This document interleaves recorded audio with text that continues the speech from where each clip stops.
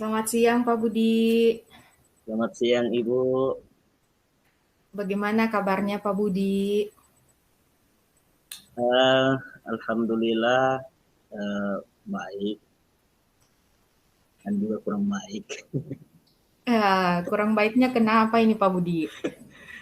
Iya nih Bu, lagi banyak masalah, lagi banyak tantangan, kesulitan. Ya begitulah seorang guru. Ya, mungkin nanti saya bisa membantu masalah-masalah yang Pak Budi rasakan. Saya siap mendengarkan Pak Budi. Ya, nah Pak Budi, kira-kira apa rencana Pak Budi dari percakapan kita pada siang hari ini Pak Budi? Ini sih Bu, saya mau minta apa namanya, minta solusi mungkin atau semacam pencerahan tentang hal-hal yang terjadi pada saya di akhir-akhir ini. Ya, Begitu banyak apa eh,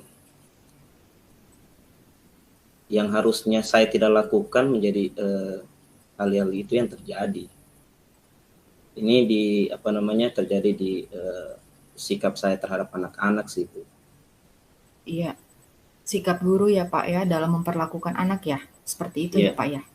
iya. Nah, menurut Pak Budi terkait dengan sikap Bapak yang harusnya Bapak tidak lakukan, kemudian eee, terjadi hal-hal yang tidak juga Bapak inginkan perlakuan itu, menurut Pak Budi, kalau saya ingin mendengarkan cerita dulu dari Pak Budi, sikap-sikap apa nih Pak yang Pak Budi tidak ingin lakukan kepada anak atau peserta didiknya Pak Budi? Jadi selama beberapa hari ini kan saya selama beberapa bulan, sudah 2 bulan ini berjalan, sudah mengalami apa namanya ini loh mengikuti program guru penggerak.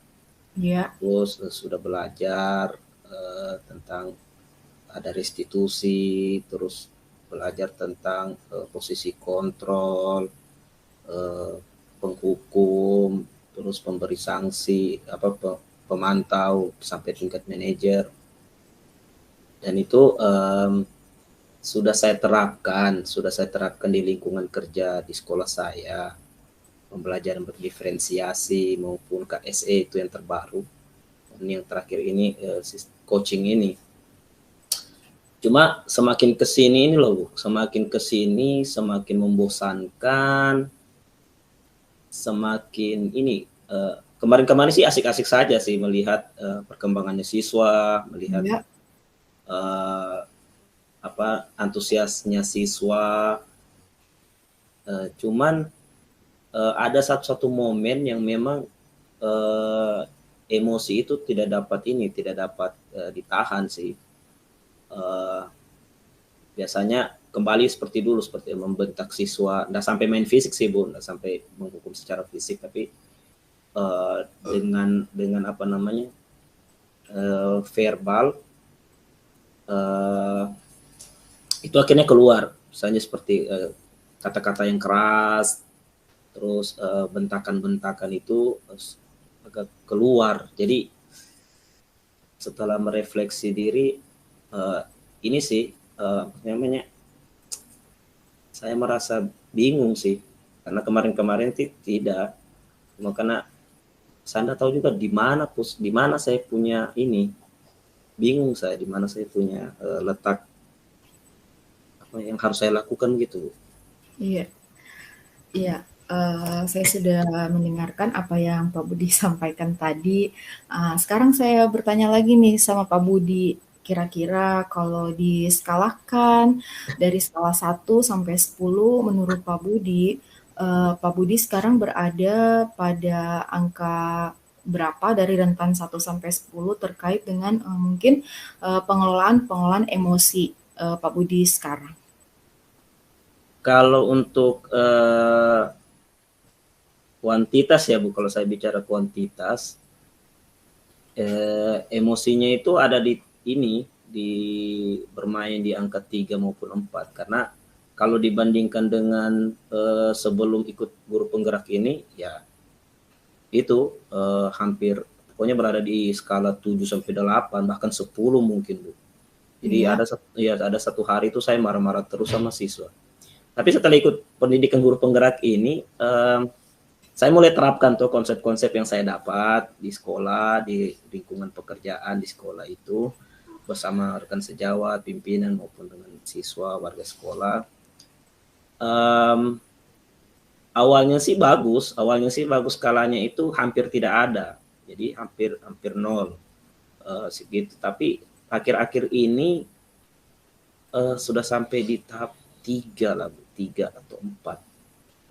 Berdasarkan cerita dari Pak Budi tadi tentang emosi yang naik turun, kemudian menurut Pak Budi, kira-kira apa yang bisa Pak Budi lakukan untuk mengelola emosi yang Pak Budi rasakan itu bisa lebih baik, bisa lebih stabil, Pak Budi?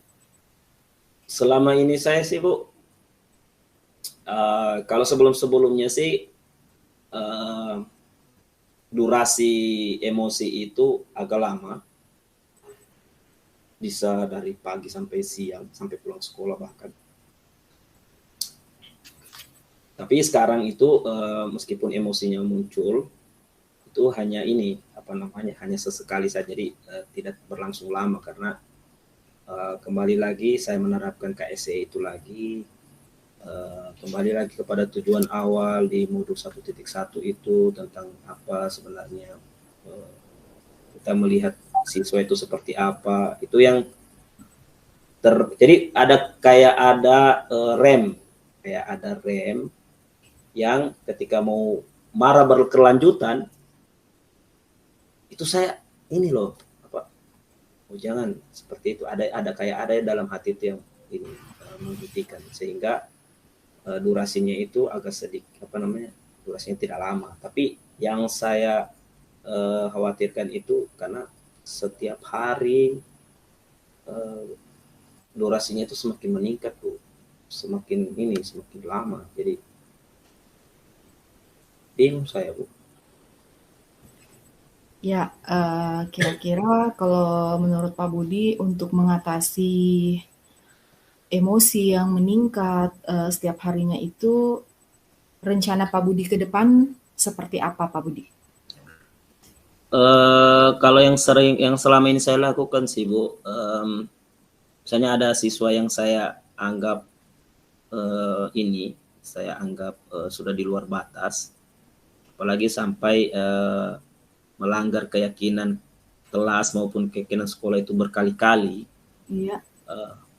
Mungkin sih saya lebih ini sih, sebenarnya harusnya saya lebih sabar lagi melakukan restitusi, karena mungkin saya terpengaruh dengan ini, Bu, apa namanya, siswa-siswa lain yang saya restitusi itu perubahannya itu cepat, signifikan sekali. Jadi ketika saya restitusi sekarang, besok itu ada perubahan sudah. Itu sih yang saya mau lakukan sebenarnya, Bu. Terus ada beberapa teknik juga, strategi yang saya sudah bicara sama teman-teman, bagaimana Iya. sih cara menghadapi ini, siswa seperti ini. Dan teman-teman lain juga kasih masukan, coba lakukan strategi ini, seperti misalnya kasih mereka konsekuensi, nah gitu. Jadi diberikan dia konsekuensi, ketika kamu melakukan hal ini, pelanggaran ini, maka konsekuensinya ini. Nah, seperti itu. Seperti misalnya kemarin ada siswa yang rambut panjang, rambutnya gondrong, terus saya mulai restitusi satu dua kali itu tidak berpengaruh. Saya Iya. mungkin kurang sabar, jadi akhirnya saya turun level, kalau orang bilang turun level dari sisi manajer, harusnya saya berada di posisi manajer, saya sudah ke ini pemantau sudah, karena berhubungan dengan saya langsung bilang konsekuensi. Jadi ketika kamu tidak mau cukur rambutmu, ya bapak yang cukur, konsekuensinya seperti itu. seperti apa yang sudah Pak Budi sampaikan tadi bahwa untuk langkah ke depan ada beberapa alternatif yang Bapak sampaikan, misalnya restitusi, kemudian juga sharing-sharing ke rekan sejawat. Kira dari ada beberapa alternatif solusi yang sudah Pak Budi sampaikan tadi, kira-kira apa yang menjadi ukuran keberhasilan dari beberapa alternatif yang sudah Pak Budi sampaikan tadi, Pak Budi? Kalau yang saya harapkan sih Bu ya, terkait dengan restitusi tadi itu, yaitu restitusi saya berhasil ketika ada progres perubahan. Jadi ada perubahan ke arah lebih baik dari hasil dari siswa yang saya restitusi itu. Atau ketika saya berada di posisi pemantau memberikan konsekuensi, itu ada efek jera, bukan cuma untuk dirinya pribadi, tapi untuk lebih ke ke semua. Jadi teman-teman yang lain juga merasa bahwa oh ini perbuatan tidak baik dan ini jangan sampai saya lakukan. Itu sih indikatornya Bu. Kira-kira dari apa yang sudah Pak Budi sampaikan, indikator, kemudian beberapa alternatif ini, apa yang menjadi komitmen Pak Budi ketika beberapa alternatif ini dilaksanakan, Pak Budi? Komitmennya sih saya mau melakukan ini dengan konsisten ya. Dengan konsisten, kalau bisa besok saya sudah mulai ini lakukan. Dan ini mungkin menjadi sebuah agenda besar setiap harinya buat saya mungkin. Berarti mulai besok ya Pak ya, sudah ingin dilakukan. Ya, Pak Budi, kemudian siapa kira-kira yang bisa membantu Pak Budi untuk menjaga komitmen yang sudah Pak Budi rencanakan tadi? Saya sebenarnya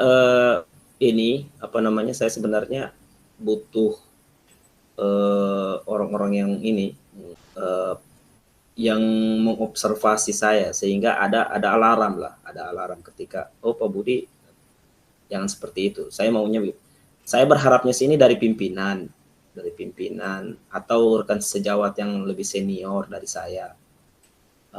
Tapi tidak menutup kemungkinan juga rekan-rekan sejawat yang yang seangkatan atau mungkin dari siswa sendiri Bu. Ya, jadi dari siswa sendiri mungkin makanya itu yang saya tanamkan sekarang bahwa ketika Bapak tegur kamu salah, kamu bisa tegur juga Bapak kalau Bapak salah. Mungkin itu sih Bu, saya jadikan pengingat alarm buat saya untuk membantu saya. Ya, baik Pak Budi, karena waktu kita cukup singkat ya Pak Budi. Semoga nanti Pak Budi bisa menerapkan apa yang sudah Pak Budi sampaikan tadi. Dan saya juga penasaran nih Pak Budi, nanti saya juga ingin dengar lagi cerita-cerita dari Pak Budi terkait dengan rencana-rencana yang sudah Pak Budi sampaikan tadi ya Pak Budi ya. Iya, saya terima kasih banyak sekali nih Bu Gesti. Ternyata setelah lakukan coaching tadi pikiran saya tertutup. Saya berharap tadi dari ada pengakuan kebenaran ketika saya emosi seperti itu. Saya berharap seperti itu. Ternyata ada loh cara lebih baik seperti itu ya. Jadi itu cara-cara itu muncul pada saat coaching ini. Jadi iya ya, kan saya sudah kuasai restitusi, saya sudah kuasai posisi kontrol. Bahkan yang lebih baru lagi itu KSE, kenapa saya tidak manfaatkan itu? Terima kasih Bu Gesi, saya sudah tercerahkan. Insya Allah saya bisa terapkan dan kedepannya nanti saya ini kalau ada yang saya mau sampaikan lagi saya hubungi sama Ibu Gesti dan saya akan cerita.